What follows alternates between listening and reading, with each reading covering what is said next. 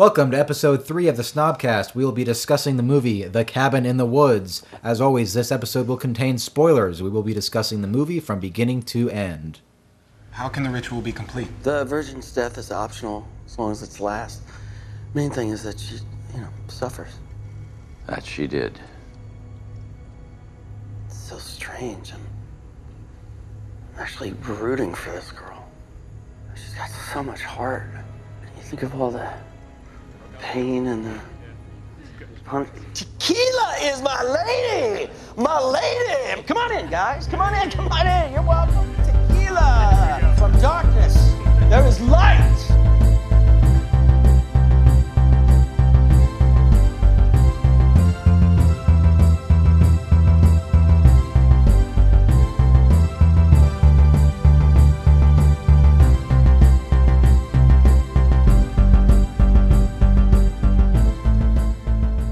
Welcome. My name's Jeff Bateman, and with me today is Steve. But of course.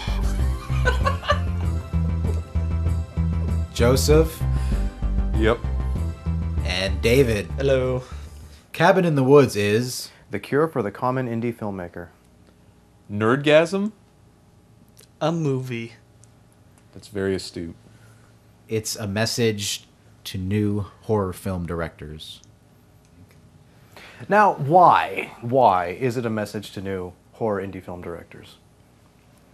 I think it is because, the movie is just littered with cliches, but with each cliche, there's a hand and a button and a dial, like, working behind those cliches, so it kind of unravels it and makes them more plain and obvious, and it would give anyone wanting to make a slasher film more pause before they start committing those cliches, because then everyone around is thinking about the control room where they're working the gears and pushing buttons and stuff like that. Unless the most important thing to you as a producer or a filmmaker is that you make your money back, in which case you haven't seen Cabin in the Woods. Does making a cliche mean you're going to get your money back? I think most people would. That's would very, say. very cynical. But I mean, how the slasher genre hasn't changed in 30 years. Nope. They made it a big event, I guess. Yeah, exactly. It's a message to new horror film directors that, what not to do. In fact, it's kind of like Scream, and except it takes it a step further. It takes it. It takes it many steps further. Yeah, it takes it into a whole other dimension. I was going to say it takes it probably a good 4 or 5 steps. There were several spots where I was like, oh, this will be the end of the movie. And every step is in the right direction too. Oh, completely. Yeah, completely. I would say it's nerdgasm, just for that reason. Because this could be for fans of horror movies too. I wonder about that. When I saw this in the theater and it was packed. And there were people that didn't know what the movie was. I didn't really either. Were they coming in from the trailer, which kind of sold it as kind of a straight kind of slasher movie where it's kind of like, well, this is what you go see on a Friday night. This is the time of year it is. It's also, by the way, this was released, if I remember right, in one of the dead zones, probably March, right? Mid-March. Yeah. Mm-hmm. Where that telegraphs to me that the studio is like, well, we got to release this. We paid for it. We got to see if we can make our money back. And it's one of those cases where it's like they didn't really know what they had. So you think a lot of people went into the movie with misconceptions? I think so. So what is the movie? If we could talk about that a little bit. What is the movie? What is Cabin in the Woods? It's a dark comedy. Is that the best way to define it if you had to put it in a genre? Yeah, it's a horror comedy. It would fit a dark comedy really well, actually. But I'm trying to think of another example. There's not one kill that happens that doesn't have a thing about it. Yeah.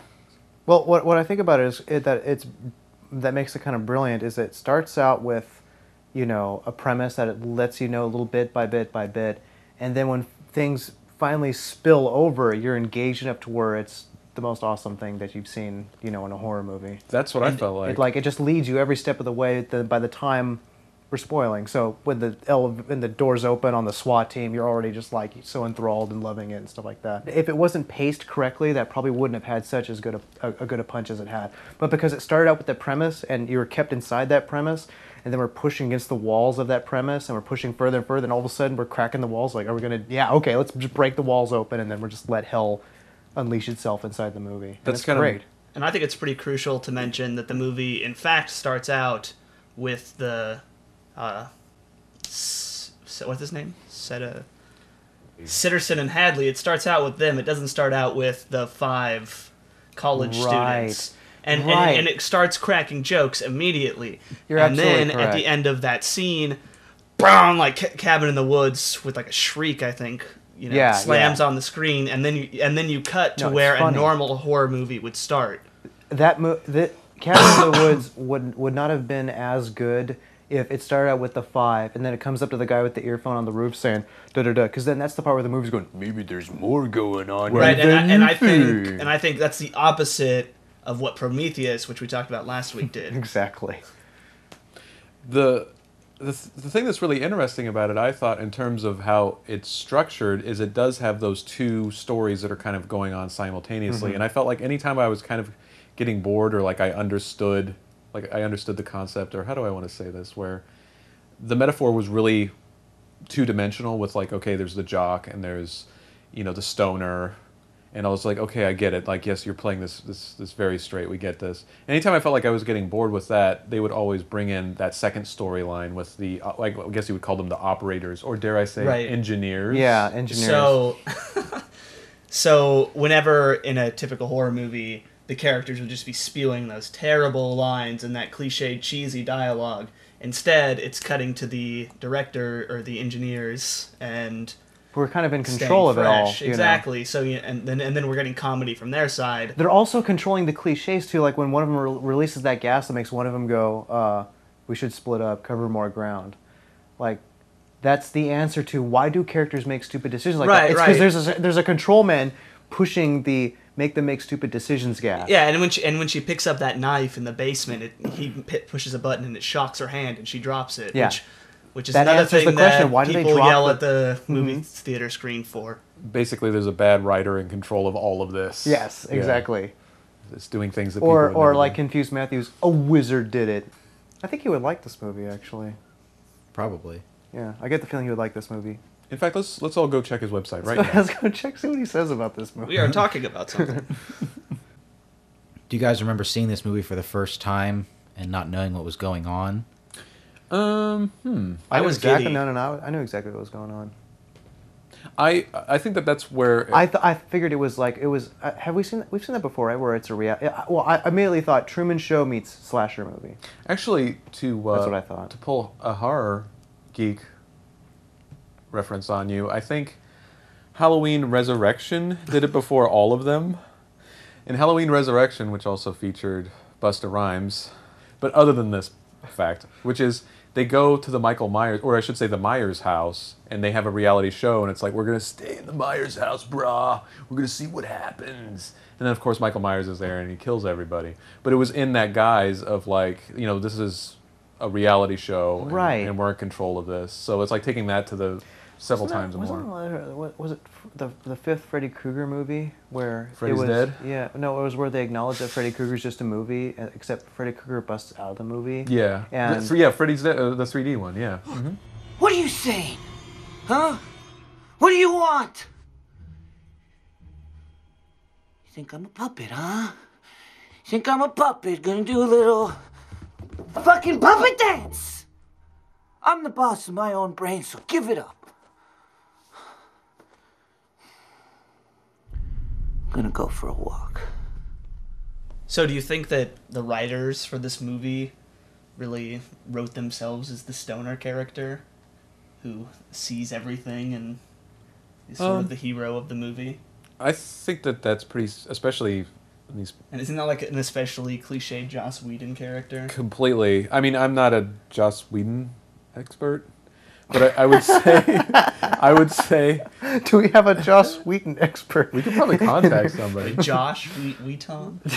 Well, I thought he was Josh. So Josh. I could hardly be the expert here.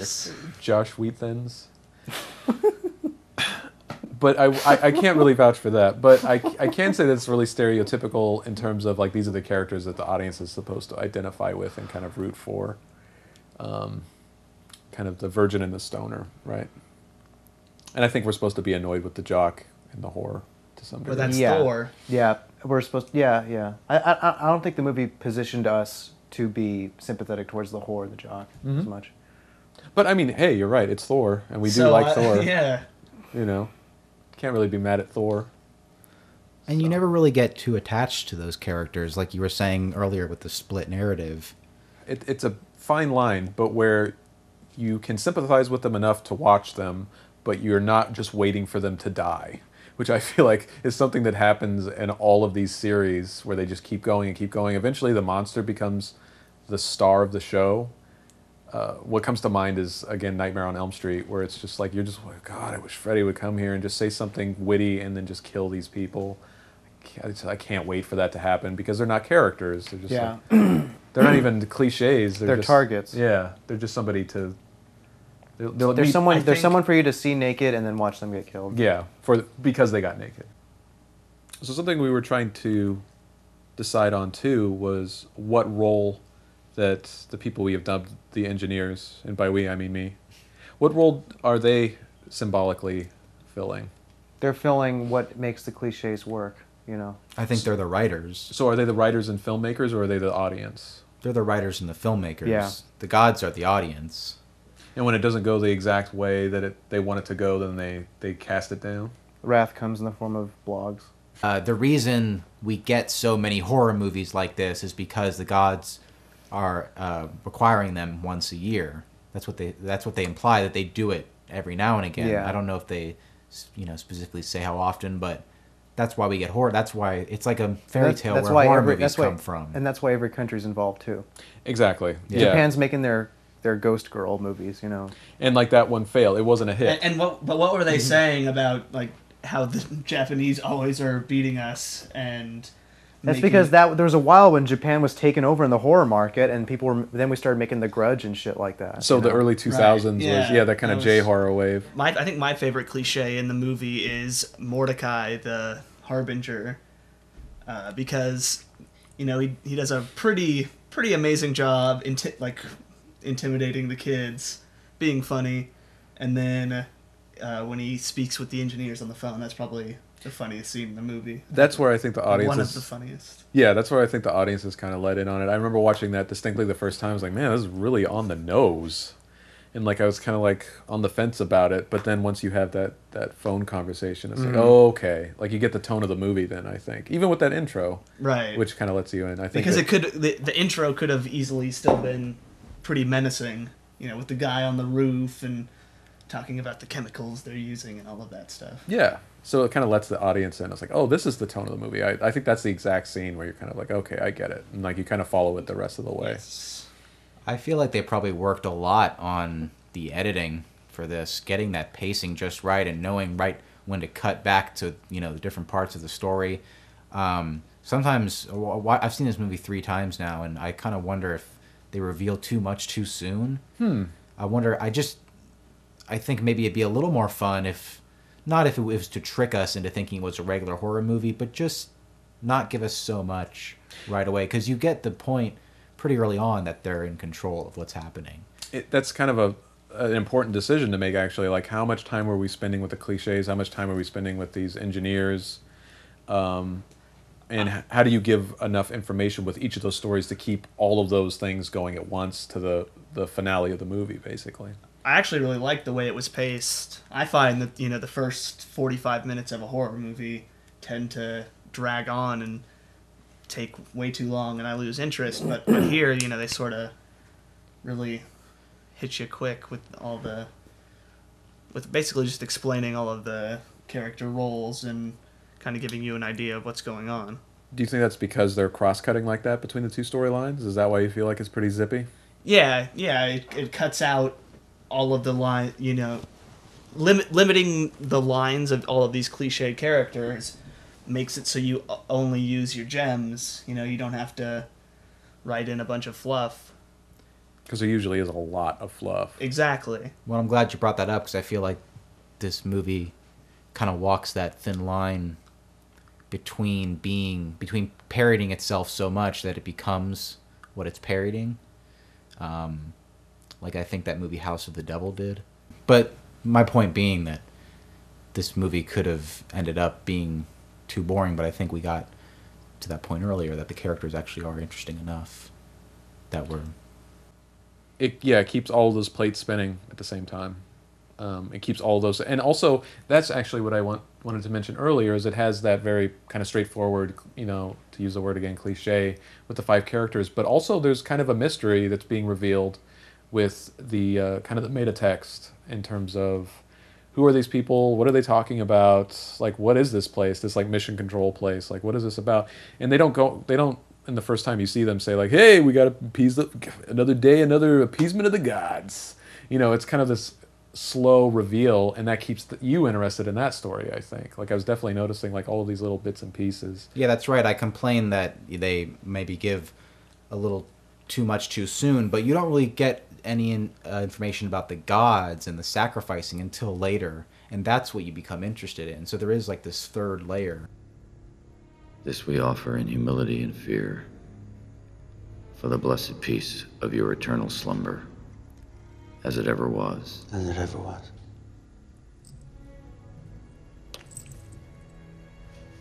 I can distinctly, when we were watching it again, I can distinctly remember it's like this interesting decision, because it's like it is for them, at least in terms of how they deal with it. Another day at the plant, right? Like they're talking about their lives outside of work and blah blah blah. But after that first death, they like kiss that pendant and recite that thing. It kind of actually, in a weird way, it reminded me of Evangelion, with the mission control, everything, and it's kind of like, oh wait, they're like actually serious about this. This is like isn't a joke. This isn't a day job. This is like something that they're actually doing for real. It's almost like if Nerve was just filled with blue-collar guys that were just there to punch a clock. It'd be Cabin in the Woods. It would be Cabin in the Woods, basically. I think that the character that plays the guard for the operating room was pretty interesting. He's also kind of an audience character. Like he has to have, Exactly. He's a voice of he's reason. like a moral compass sort of character. important to have though, right? Yeah, Because he is. Definitely, Yeah. definitely. Yeah. not only do you have to have things kind of explained to you sometimes, but you also kind of have to get your bearings where you're like, what? Right, and he's asking questions and he's frowning, so you know that you should be frowning at this, even though you're laughing. That's really important. He's Right. the one who's being the moral guy for you. So Exactly. the audience is allowed to go ahead with it and enjoy the goofy horror comedy of it all, because this guy's being the straight man for you, so you don't have to be straight man. One of the things That's interesting positioning. It is. Yeah, one of the things that really stands out to me, and it did the first time I saw it too, is like they think that it's over, they think that they're all dead but the virgin, and so they turn on the party music. And like that is going on in the background. Yeah. And just the differences between the tone there, I thought that was really probably the best dark comedy moment. Yeah, no, of it's the movie. effective. Yeah. And I Very remember effective. There's a really great like Michael Scott moment almost, where Sitterson tries to sass the guys from engineering. Yes. It really reminded me of Michael Scott trying to sass like Daryl or You guys really blew it. And they're like, what are we talking about? Like they're not going along with it. Like Yeah. like these different offices just don't get along. Where it's like, yeah, we'll show up, but we're not really friends. I remember the first time I saw that party scene, I thought that was going to be like the end of the movie. And I was kind of satisfied. I was like, oh, they all die and it was all part of this game. And I was like, oh, that's interesting. But then, of course, it goes much further and it was just even more fun, And And that's what made it really good. Yeah. Was that they kept it going, but then it wasn't like, oh man, they could have ended it like before. It just got even better. And we didn't conceive that it could really get better. No. There was a couple spots where I thought this was like a natural ending because like A, we don't have the money, or B, like we thought this was good enough. And yeah, it goes way farther. I think one thing they could have done is maybe had the extendo bong be like the stoner guy's creation or something, because he's an engineering student, and therefore he would know how to hotwire an elevator, because I feel like that was a little far-fetched. It's kind of implied with all these things going on that like because we thought he was dead and he got dragged down there, that he also had the time like, hey, look at this panel, let me figure out this wiring. And like that's that's kind of a lot. I don't know. It's just a little loose end that It is. could have been taken care of easily in a comical fashion. That's where, you could do that. You definitely could do that. It's also one of those things where it's like he kind of cut it a lot of slack because it deals so much in cliche Right. and loopholes. Like there's constantly so many things like that, but it's kind of like, oh well, it's commenting on itself. So are there any specific scenes you want to talk about? When we pulled back and we saw all the other monsters in those other little elevator boxes, like it was so effective. My heart was just singing. I figured this is one of the greatest things I've ever seen in my life, to see all these other things. It was like the ending of Evil Dead 2, where your heart's just singing. It's like, oh, this is so great. This is so amazing. This is I seldomly ever have this much fun watching a movie. And then when I'm thinking like, oh, please open all the boxes. Yeah. Open up all of them at once, you know, and it does it for you. That's actually, yeah, that's why it's so satisfying, because like you constantly, I do this all the times with movies. You're like, yeah, but what if this happened? Yeah. And then like the movie's like, hey, we're going to do that. Check this out. It's great. But then don't you feel bad that you're being so indulged with this movie when the movie is making fun of horror audiences being so indulged in their perverted pleasures? Exactly. This movie basically has its cake and eats it too. Oh, it's so good. Yeah, that's why it's so effective. Where it's kind of like, you guys are disgusting for watching porn, but here's a 2-hour gangbang. Exactly. You guys suck, but watch this. And I mean, have you guys talked to other people about this? Is this sort of a love it or hate it movie? Because I could really see that. Who being the hates case. it? Who would hate this movie? I haven't run into anybody that's hated it, but I've definitely noticed that people that ritually watch horror movies really love it. They don't feel like, oh, it's making fun of what I love. You know, it's not that. Mm-hmm. It seems like it's not making fun of horror movies. It's an homage overall. I mean, Oh yeah. This is like Galaxy Quest for the Star Trek. Oh, fans. that is good analogy there. Another Sigourney Weaver. So Galaxy Quest did it earlier too. Yeah. I'm sorry I let you get attacked by a werewolf and then into the world. You were right. Humanity.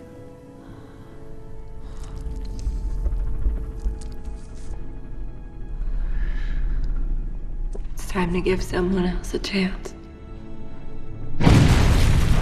Dana and Marty are basically sitting there at the end of the movie, and they're basically waiting for the end of the world. And they're saying like, well, I guess it's time for somebody else to have a chance. That line works in terms of humanity. It's time for, humanity's had its time on the planet.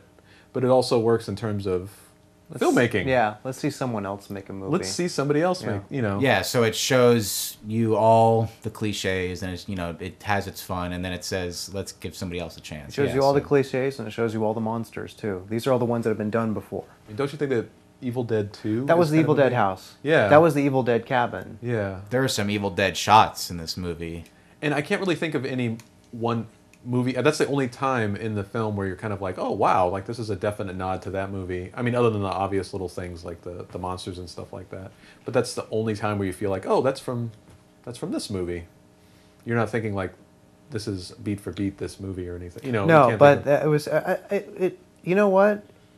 The house was done so perfectly. I did kind of get a warm, nostalgic sort of feeling like visiting Shadow Moses and Metal Gear Solid 4 because the hallway was the same, the house was the same on the outside, and that little the basement door was in the same position too, and it popped up. I was almost expecting to see that down in there. It was great. I felt good. It felt good visiting that place again. that evil place. Yeah, the I love evil that place. evil Aw. I thought of the exact scene I want to mention, actually. It's a scene that's probably in every horror movie in the past 15, 20 years. So like, hey man, I dare you to do this thing, and then something bad happens. The scene with the wolf head. Even watching it again the second time, like, man, something terrible is going to happen. And it's just like this weird reaction to this drunk girl making out with a wolf's head. But at the same time, you were aroused. Well, I saw. I wasn't going to argue that. The Were you expecting the wolf to do Husband's something? You were bulge? expecting the wolf to do something, or fall off the wall, or fall off the wall, have a fake scare. a boo moment happens there? Yeah, definitely, definitely. And what I was noticing the second time is watching people's reaction kind of gave me bearings on how to take this scene, where it's kind of like, this is weird. Yeah, It's playing it for comedy, not for a horror effect, which I thought was really, really good. But there's a couple of those where it's like the characters are realizing, like, this is really strange. Like, why are these things happening? Those really kind of keep you going through all of these pretty pat moments. And maybe that's what makes the characters actually likable. Like, even though they're these cliches, they still notice that everything around them is kind of weird. They're smart enough or human enough to notice it. Yeah. They don't do anything about it, though, because they get drugged and they can't. Exactly. There's so many things in their way that prevent them from doing anything about it. When you mentioned the idea of doing Cabin in the Woods, like, I instantly thought that was a great idea because it was one of my favorite movies of this past year. I doubt anything is really going to kind of come much closer than that. Just in terms of going to the movies and seeing like a. Yeah, I wish I saw this in the theater. I would, you know, I skipped it because the trailer looks stupid. And that's another example of a bad trailer. Kind of. In most cases, I think it worked. For all Oh, but those how could they have done a trailer that did the actual movie justice? They couldn't. You would have to not use any footage from the movie. Basically, you would have to film something totally separate. You'd have to kind of like. How do you not give the joke away, or you know? I missed the trailers. Did they pitch it as a? They pitch it as a straight horror movie. Yeah. That's brilliant. About teenagers that go into a cabin and bad things happen in there, and then an eagle crashes into a force field. There's more going on around here. Yeah. Guess you better see the movie to find out what's at the bottom of all this. Right now, Steve is making a goofy face. He's crossing his eyes. Yeah, sorry. I'm a very visual guy. Is there anything else we want to say about Cabin in the Woods? I just really hope that this movie becomes a franchise, because I cannot wait to see Cabin in the Hood. Thanks for listening to the Snobcast. Please send any feedback to thesnobcastfeedback@gmail.com. Check out our Tumblr, YouTube, and Facebook accounts at username thesnobcast. Look, you guys, you stay in the Rambler. I'll get help. And if I wipe out, I'll fucking limp for help. But I'm coming back here. I'm coming back with cops and choppers and large fucking guns, and those things are gonna pay. For Jules.